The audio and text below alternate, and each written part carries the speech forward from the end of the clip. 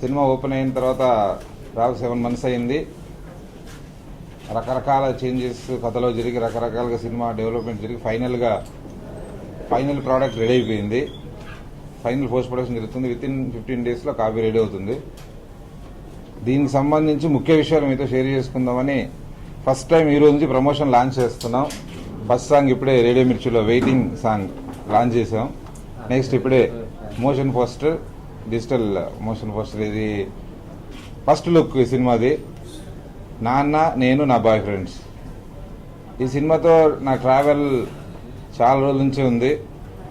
మనసులో ఏదో నేను సాయి కృష్ణ గారు ఇద్దరం సరదాగా ఇలాంటిది ఒకటి అనుకున్న కథని ప్రసన్న గారితో చెప్పడం, దానికి ఇంకో రేంజ్లోకి ఆ స్క్రిప్ట్ని తీసుకెళ్ళటం, తర్వాత భాస్కర్ నాకు చాలా సంవత్సరాల నుంచి తన కథల్లో అవి నాతో షేర్ చేసుకుంటున్నాడు.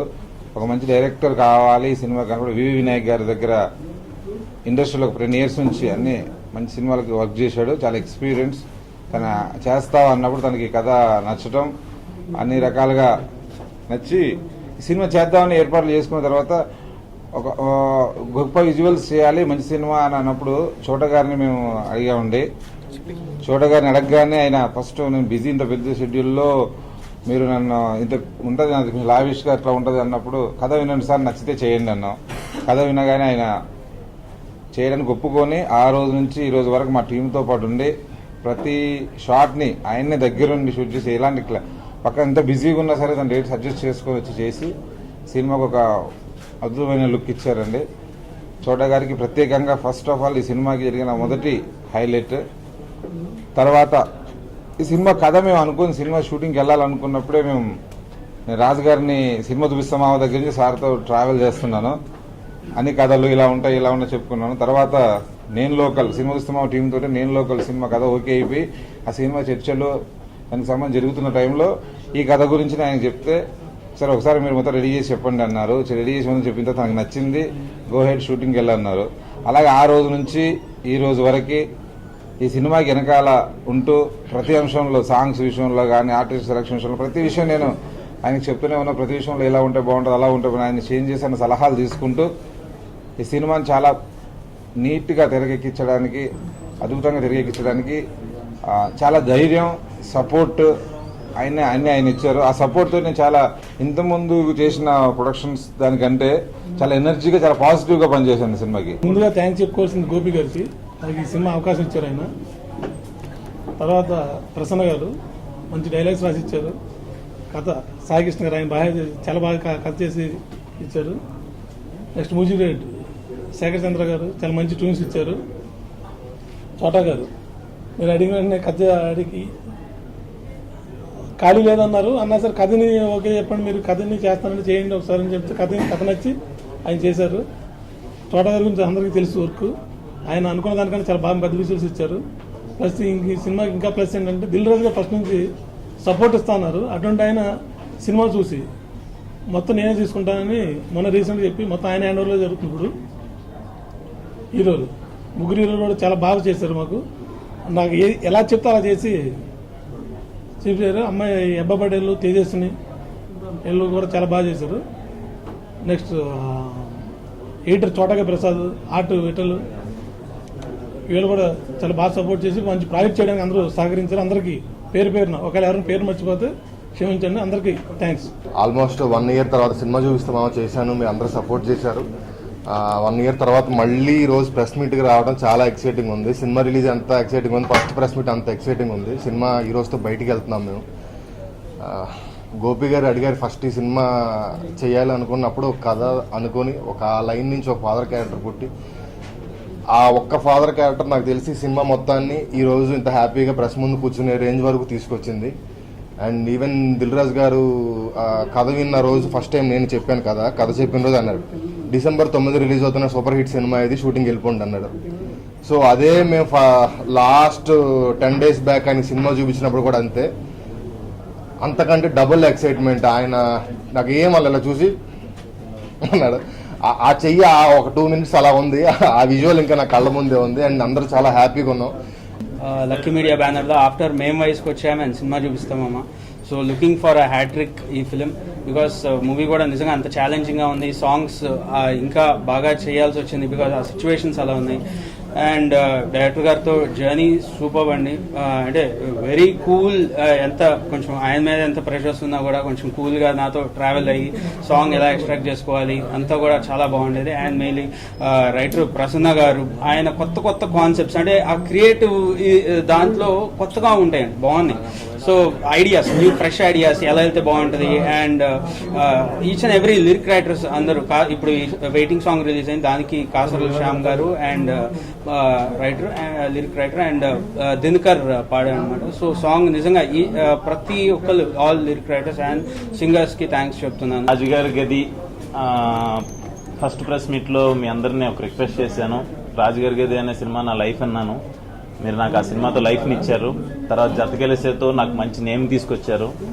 అండ్ నాన్న నేను నా బాయ్ ఫ్రెండ్స్ అనే సినిమాతో నాకు హ్యాట్రిక్ ఇస్తారని చెప్పి నేను మీ అందరినీ కోరుకుంటున్నాను.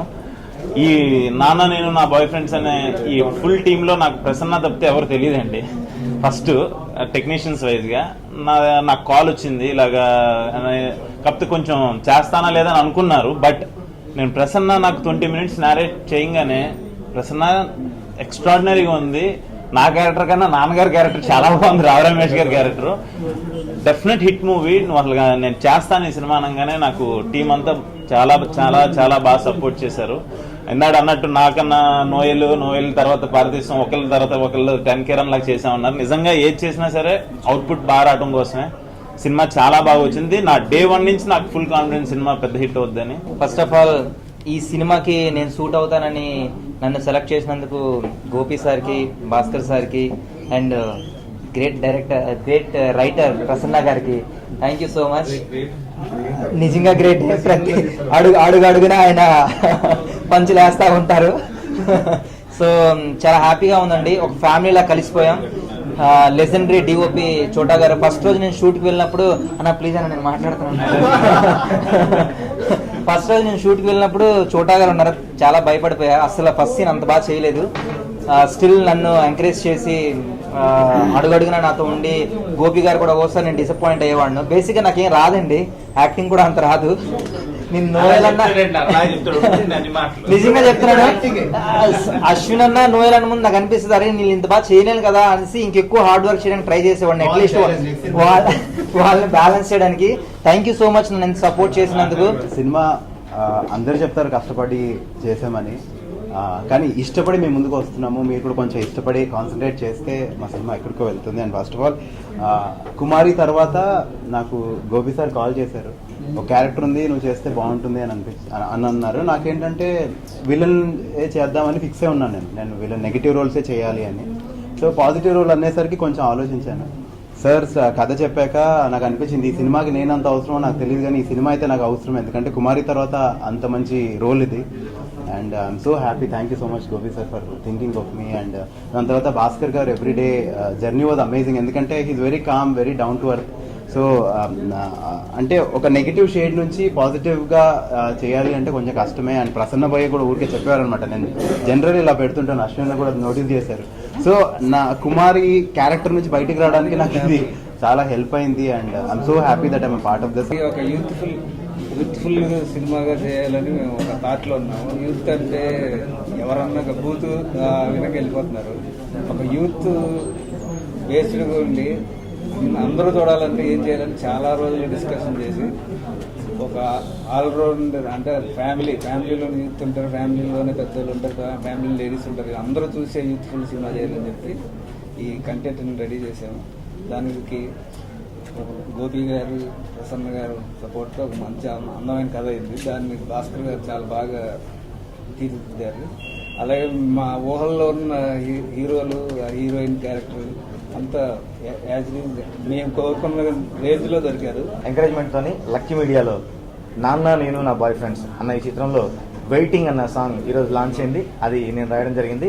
దానికి అద్భుతమైన ట్యూన్ ఇచ్చారు శేఖర్ చంద్ర గారు, వారికి ప్రత్యేకంగా ధన్యవాదాలు. అసలు ఈ నన్ను లక్కీ మీడియాకి పరిచయం చేసింది రైటర్ సాయి కృష్ణ గారు, ఆ తర్వాత నన్ను ఎంకరేజ్ చేసింది ఇంకో రైటర్ ప్రసన్న గారు. ఇద్దరు బీయింగ్ ఏ రైటర్స్, ప్రసన్న గారు ఒక సాంగ్ రైటర్గా కూడా తను ఎట్లా రిసీవ్ చేసుకుంటారో ఏంటో అని నిజంగా నేను కాస్త హెసిటేట్ అయ్యాను. కానీ చాలా అద్భుతంగా రిసీవ్ చేసుకొని మంచి సాంగ్ రావడానికి నాకు బాగా ఎంకరేజ్మెంట్ ఇచ్చారు.